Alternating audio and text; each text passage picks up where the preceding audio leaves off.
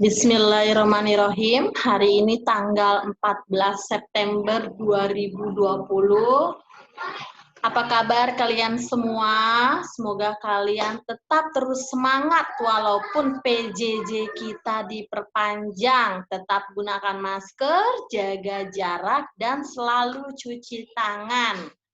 Materi hari ini yang akan Ibu ajarkan adalah pencatatan transaksi penjualan angsuran part 2.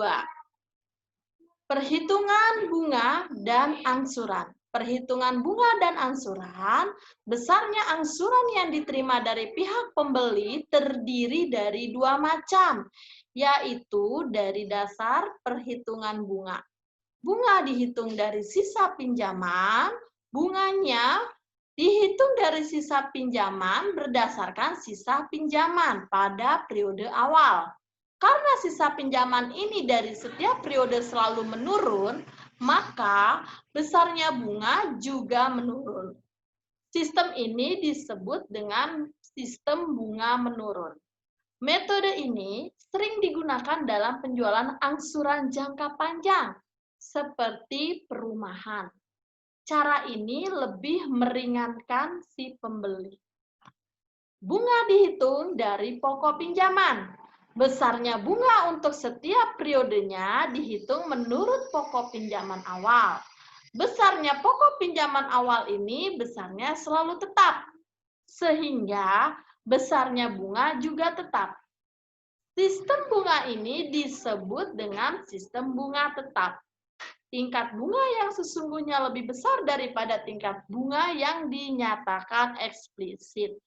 Metode ini banyak digunakan untuk merangsang pembeli yang kurang mengetahui karena tingkat bunga dinyatakan eksplisit rendah, akan tetapi tingkat bunga yang sebenarnya tinggi. Besarnya tingkat bunga yang sebenarnya yang dihitung berdasarkan modal rata-rata mendekati 2 kali tingkat bunga yang dinyatakan secara eksplisit.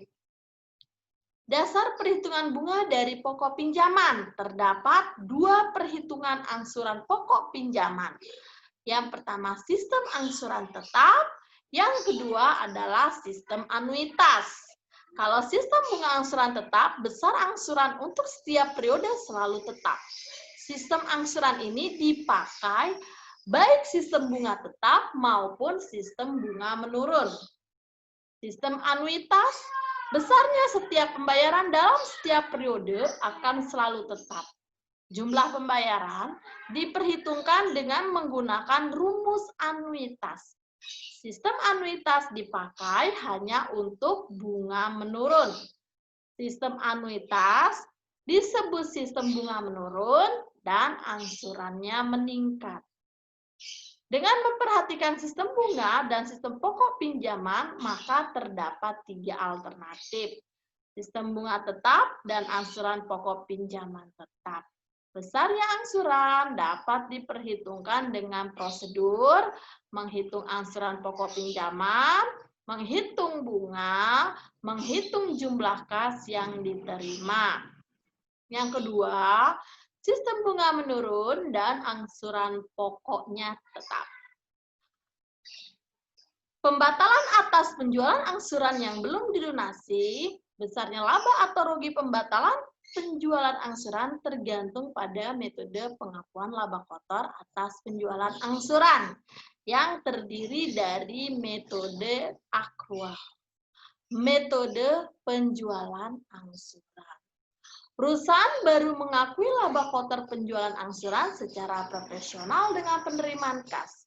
Dengan demikian, saldo piutang angsuran terdiri dari 2 unsur, yaitu harga pokok penjualan angsuran dan laba kotor yang belum direalisasi. Besarnya harga pokok angsuran belum diterima pembayarannya adalah sama dengan saldo piutang penjualan angsuran dikurangi saldo laba kotor yang belum direalisir atas penjualan barang dagangan yang dibatalkan. Demikianlah penjelasan penjualan angsuran part 2. Semoga ilmu yang Ibu berikan hari ini bermanfaat untuk kalian. Dan Ibu ucapkan terima kasih kepada kalian karena kalian sampai sekarang masih tetap terus semangat belajarnya. Terima kasih. Assalamualaikum warahmatullahi